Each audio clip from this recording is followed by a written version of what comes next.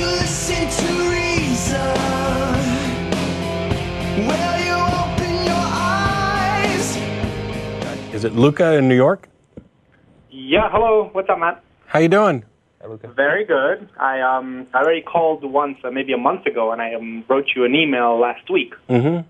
And I basically have a story I'd like to share with you guys. But first, I have a basic question. I know I've looked up the New Testament when the actual timing of it being written, and I get the impression that it wasn't written any time before 50, 60 AD. That's the earliest it was written. But do you know of any reliable source? Can you point me in the direction of some book or some website about that? Because I want to be able to, when dismantling a Christian's belief about it being an actual testimony, I want to know what I'm talking about.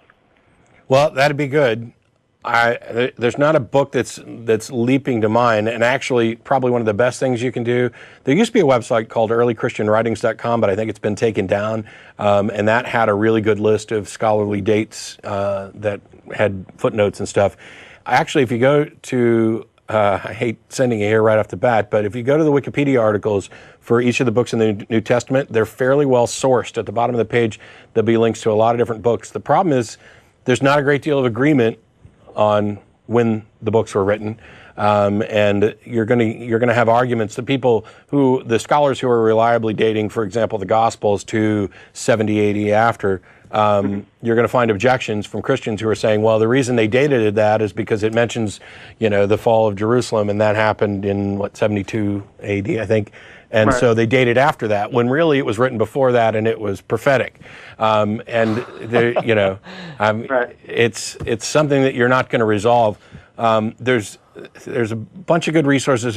We have some book recommendations on the website, or we did have, and if not, I can look at putting together some of the ones that I've used. This thing's going to drive me nuts. The reason I ask is because you know the guy. You debated him and kicked his ass. Matt Slick, I think. Yeah. He's old for religious and whatnot. But I checked on his website, and he says, contrary to what some atheists say, it's very possible that it might have been written as early as 50 AD. Okay, that's still 20 years after Jesus was dead. And still, my question is, where does he, does he just pull that figure out of his ass? And if he's pulling it out of his ass, what does he just say 31 AD, as long as he's making it up? I was hoping there was some kind of, tangible reason to believe that one way or the other. Can we recommend the Who Wrote the Bible books? Want to mention those? Except that I don't have the info on it at the moment.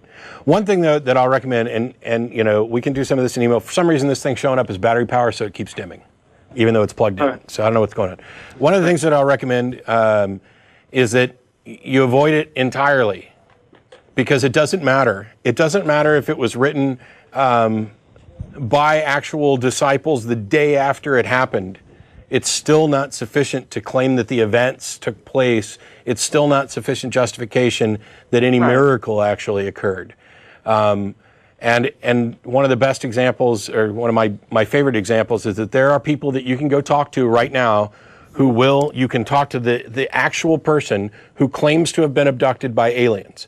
Now, this is obviously a firsthand testimony in this case, and yet, despite the fact that you have firsthand testimony that you can investigate, and their stories are remarkably similar and share a lot of details, people generally don't believe them. So given that we have no idea who the authors of the Gospels were, we have no good indication of exactly when they were written. Most scholars don't hold that they were written by eyewitnesses. They don't read as if they were written by eyewitnesses. What reason does anybody have to have in order to claim that we should pay attention to what they say? And even if they were written by eyewitnesses right after the events, that's still not enough. It's no different from talking to alien abductees. Right. All right. Well, do you want me to share my story with you guys? Sure. Do you know about this group called Alpha? No. It's basically they sell themselves as let's explore philosophically the meaning of life. It's just a washed up biblical indoctrination kind of thing. But I did go to one of their meetings right next to my house, is where they happened to meet, and I was obviously the only atheist in the forum discussing stuff, and I basically I told, like, I was kind of counting on them not really knowing much about the Bible, like many Christians don't, and I basically went on to tell them, oh, there's so many horrible things in the Quran. They talk about, stabbing pregnant women in the stomach, and they talk about raping, all the stuff that is actually in the Old Testament. Yeah. And, and they were all, like, really shocked. And they said, oh, my God, see, this is exactly why, it's better to be a Christian than a Muslim. And they went on forever about that. And then, the instant I told them, actually, this is from Exodus, this is from, all that, and it was the most amazing 180-degree turn. Oh, no, this is that's the Old Testament. That doesn't count. And actually, I mentioned, oh, yeah, this is actually from the first half of the Quran, though. It's not from the second half. Most because I was expecting them to, you know what I mean? Like, say the whole Old Testament doesn't count thing. And, yeah. So. Sounds like a good time. Yeah. Well, great. Well, that sounded like it was a lot of fun and something we probably should have done. Hey, that looks like it's working now. Thanks. Awesome. Well, thanks for calling. I'm going to go ahead and get on some other callers real quick. All right. Take care. Cheers. Let's go. All right. Bye. The content of this video is produced by the Atheist Community of Austin, a nonprofit educational organization promoting positive atheism and the separation of church and state.